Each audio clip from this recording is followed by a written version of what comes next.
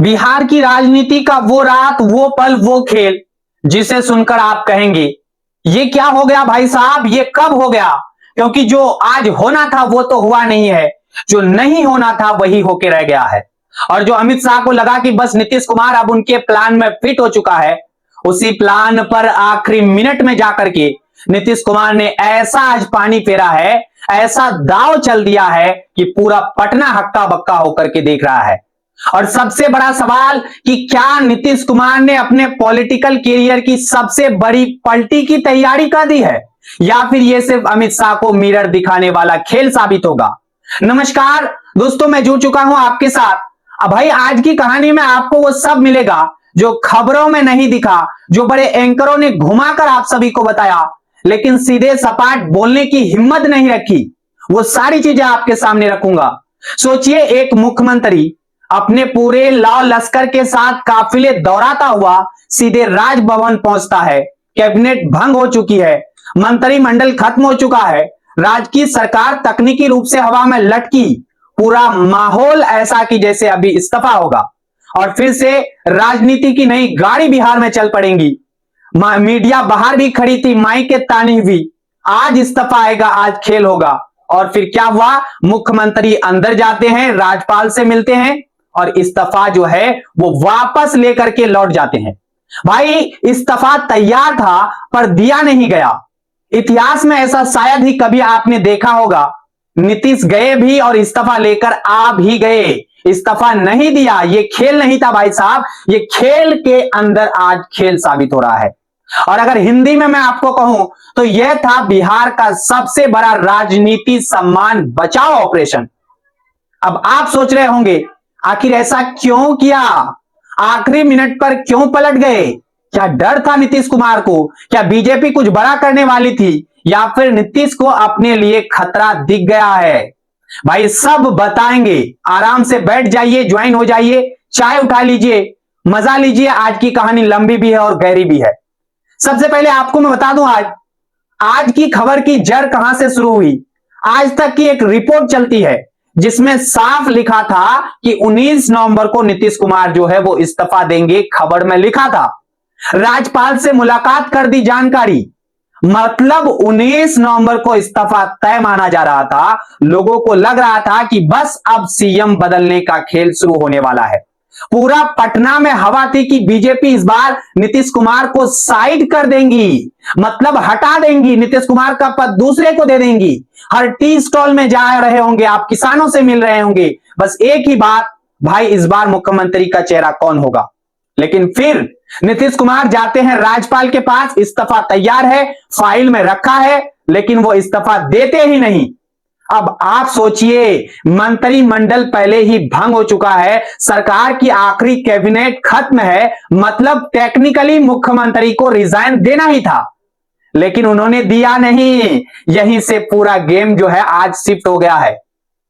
अब आते हैं असली मसले पर, आपको समझाते हैं क्यों नहीं दिया इस्तीफा। सूत्रों के मुताबिक नीतीश कुमार को अचानक से यह डर लग गया कि यदि वो मुख्यमंत्री चेहरा घोषित होने से पहले इस्तीफा दे देते हैं तो शायद उन्हें दोबारा शपथ ग्रहण करने का मौका ही नहीं मिलेगा। अब आप सोचिए, 20 साल के कैरियर में, राजनीति कैरियर में कितनी बार नीतीश पर दबाव बना, कितनी बार उन्होंने दबाव झेला, लेकिन इस बार बात अलग है। बात अलग क्यों? क्योंकि बीजेपी के अंदर यह चर्चाएं चल रही थी कि नीतीश को जो है साइड किया जा रहा है, कोई और नेता मुख्यमंत्री बिहार में बनाया जा सकता है। वहीं एबीपी की रिपोर्ट में भी यही कहती है कि बीजेपी टेंशन के बीच जेडीयू को किनारे कर सकती है। और इसी बीच जेडीयू का एक फैसला सबको आज चौंका देता है। एबीपी की रिपोर्ट कहती है कि सोमवार को नीतीश ने राज्यपाल से मुलाकात की, लेकिन इस्तीफा नहीं सौंपा। यहां से खेल शुरू हो जाता है। अब जरा टाइमलाइन आप समझिए। पहले प्लान था कि 17 नवंबर को नीतीश इस्तीफा देंगे, 18 नवंबर को विधायक दल की बैठक होगी और फिर तय होगा कि अगला मुख्यमंत्री कौन बनेगा। लेकिन भाई नीतीश ठहरे बिहार के चाणक्य, ऐसे ही इसको हम लोग चचा नहीं कहते हैं।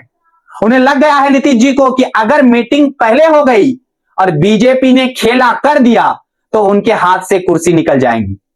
तो उन्होंने पलटी मार दी है, बाकियों की तरह नहीं। नीतीश वाली पलटी। उन्होंने कहा पहले विधायक दल की बैठक हो जाए, उसी में मुख्यमंत्री चुना जाए, उसके बाद ही मैं जाके इस्तीफा दूंगा। अब ये सुनकर बीजेपी की हालात को समझिए, बीजेपी एकदम बौखला गया है, चकरा गया है, क्योंकि ये वो स्क्रिप्ट थी जिसकी उम्मीद उन्हें नहीं थी, तो उन्होंने पलटी मार दी।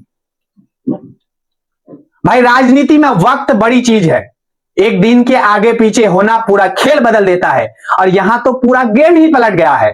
18 तारीख की बैठक टाल दी गई है, मतलब आज जो बैठक थी, अब मीटिंग होगी 19 तारीख को, उसी दिन जिस दिन इस्तीफा की खबर थी। मतलब पहले बैठक फिर इस्तीफा, और अगर बीजेपी ने बैठक में किसी और का नाम फाइनल कर दिया तो क्या होगा, यही डर नीतीश को था, और इसी डर से उन्होंने इस्तीफा रोक के रखा है। एक तरफ अमित शाह का प्लान, यानी महाराष्ट्र वाला मूव दोहराने का, चाल चलने का, जैसे एकनाथ शिंदे का गेम खेला गया था वैसा ही कुछ बिहार में सोचा गया, लेकिन इसको समझना चाहिए यहां नीतीश चाचा है, गेम पलट गया। नीतीश ने आखिरी मिनट में ऐसा दहाड़ मारा, ऐसा दाव मारा कि बीजेपी आज खुद फंस गई है। पहले बीजेपी ने दबाव बनाया कि मुख्यमंत्री चेहरा घोषित नहीं करेंगे, मोदी की रैली में नीतीश नहीं आए, Amit Shah half an hour इंतजार करते रहे, नीतीश नहीं पहुंचे, मीटिंग कैंसिल करनी पड़ी, टेंशन बढ़ता गया, और फिर जब इलेक्शन रिजल्ट आए, जेडीयू ने ट्वीट कर दिया कि नीतीश कुमार को मुख्यमंत्री बनाने वाले हैं, और वो ट्वीट आधे घंटे में फिर जाके डिलीट कर दिया। क्यों भाई साहब? क्योंकि बीजेपी ने मैसेज भेजा, ये बात ऑफिशियली हम तय करेंगे, मतलब मामला पहले से ही टकराव वाला था। अब उस टकराव का क्लाइमेक्स आया 19 नवंबर वाली बैठक से पहले। अब आप अगर एक आदमी की तरह सोचेंगे तो सवाल उठता है कि क्या बिहार का मुख्यमंत्री अपनी कुर्सी बचाने के लिए इतना डर गया है?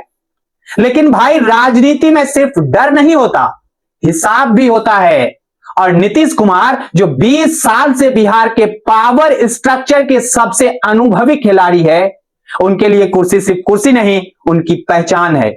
इसलिए जब उन्हें लगा कि बीजेपी शायद बैठक में किसी और का नाम आगे कर सकती है, तो नीतीश चाचा ने आज पूरा खेल को रोक दिया। अब आप सोचिए यहां जनता कहां है, जनता के मुद्दे कहां है? बेरोजगारी, शिक्षा, क्राइम कुछ भी चर्चा में नहीं है। सारी की सारी एनर्जी, सारा का सारा सिस्टम बस एक ही खेल में लगा है, कौन बनेगा बिहार का मुख्यमंत्री। और यही दुखद सच्चाई है बिहार की रणनीति की, राजनीति की।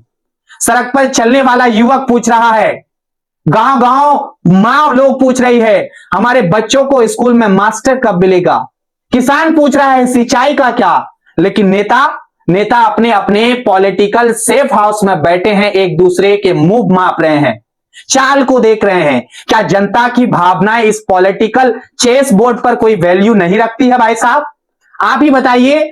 तो अब स्थिति क्या है?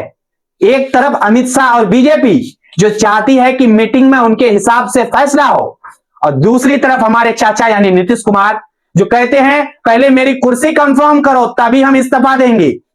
मतलब क्या है इसका? मतलब यही है कि लड़ाई अब आर पार की लड़ाई बन चुकी है। और आज की तारीख में तो अब स्थिति क्या है आप समझ पा रहे होंगे। जेडीयू पर भी बीजेपी पूरी तरह भरोसा नहीं कर पा रही, क्योंकि नीतीश का ट्रैक रिकॉर्ड बता चुका है वो पलट सकते हैं, और वही डर बीजेपी को अब खा रहा है। अगर बीजेपी ने मीटिंग में किसी और का नाम आगे बढ़ा दिया तो जेडीयू का क्या होगा, नीतीश का क्या? अगर नीतीश पलटी मारते हैं तो बिहार में क्या होगा? भाई ये सवाल इस समय दिल्ली, पटना दोनों में घूम रहा है, पूरा बिहार में तो घूम ही रहा है, साथ साथ राजधानी में भी ये आवाजें आज गूंज रही है। तो आखिर सच क्या है? सच ये है कि इस बार की राजनीति खेल इतना उलझ गया है कि किसी को नहीं पता कि अगले 24 घंटे में कौन सा पत्ता खुलेगा। एक तरफ बीजेपी का दबाव है और दूसरी तरफ नीतीश चाचा का चाल है। बीजेपी फंसा बिहार में और दूर बड़ी जनता जो बस देख रही है जनता लोग। लेकिन एक बात तो भाई साफ है कि नीतीश कुमार ने आज साबित कर दिया कि बिहार में खेलना सबको आता है, लेकिन खेल उलटना सिर्फ नीतीश जी को ही आता है। अमित शाह का महाराष्ट्र वाला प्लान बिहार में उल्टा पड़ गया और बिहार ने एक बार फिर साबित आज किया यहां की राजनीति दिल्ली के हिसाब से तय नहीं होगा, पटना के दिमाग से तय होगा, पटना के दिमाग से चलेगा। अब आपकी बारी है, आप बताइए कि आप इस पूरे पॉलिटिकल गेम को कैसे देख रहे हैं? क्या नीतीश को बीजेपी दोबारा मुख्यमंत्री बनाएंगी या फिर बड़ा उलटफेर आने वाला है? अगले 24 घंटे में आपको पता चल ही जाएगा, लेकिन हमारे साथ अपना राय आप कमेंट में जरूर लिखिएगा। वीडियो में आप पहली बार जुड़ रहे हैं तो वीडियो को लाइक करके वीडियो को शेयर कर दीजिएगा, और हमारे साथ पहली बार आप अगर जुड़ चुके हैं तो चैनल को भी सब्सक्राइब कर लेना, क्योंकि सच्चाई की आवाज अगर आप नहीं उठाएंगे तो कौन उठाएगा। जुड़ने के लिए आप सभी का बहुत बहुत धन्यवाद।